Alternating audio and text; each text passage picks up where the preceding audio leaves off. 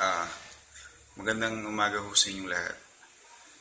Actually, it's too early for me to do this, pero pagising ko, pagbasa po ng FB ko.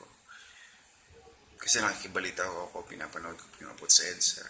Tapos, si Sir Jim Paredes po, nakita ko lang po kung paano niya po bastusin yung mga kapwa ko po youth. I respect po, I respect him so much.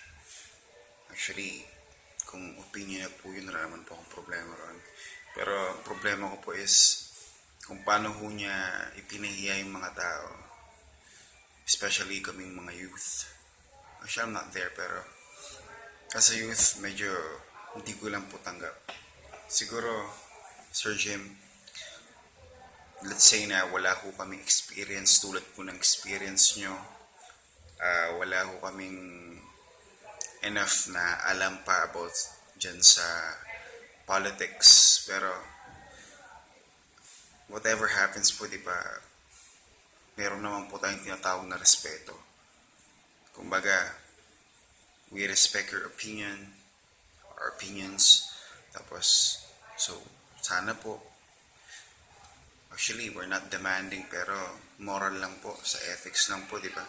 Dapat you should respect us also. Hindi naman po kasi pwedeng bata lang po ang respeto sa matanda. Kailangan din naman po ang matanda is rumispeto sa mga kabataan. Lalo na po yung kabataan po na sinisita nyo.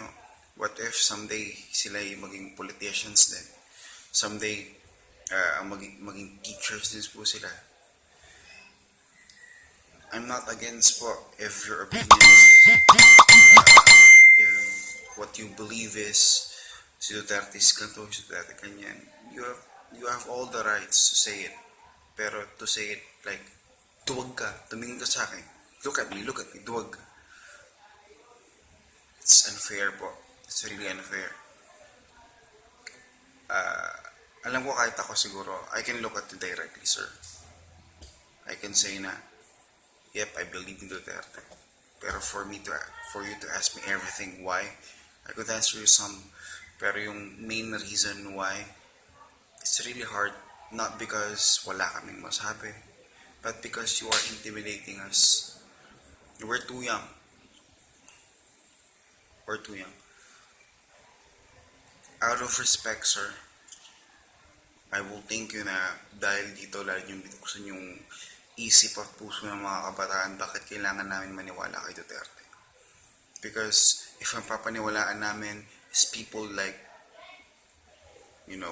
people na pinapaniwalaan niyo po, parang, ba't namin papaniwalaan yun? Kung ikaw po mismo hindi ka marunong rumespeto sa akin. Sabi nga po nila, di ba, huwag mong gagawin sa iba ang ayaw mong gawin sa'yo. Yun lamang po. Pasensya na po sa video, pero I need to open. Kasi I'm proud to say that I myself, I'm a Duterte supporter. Salamat po.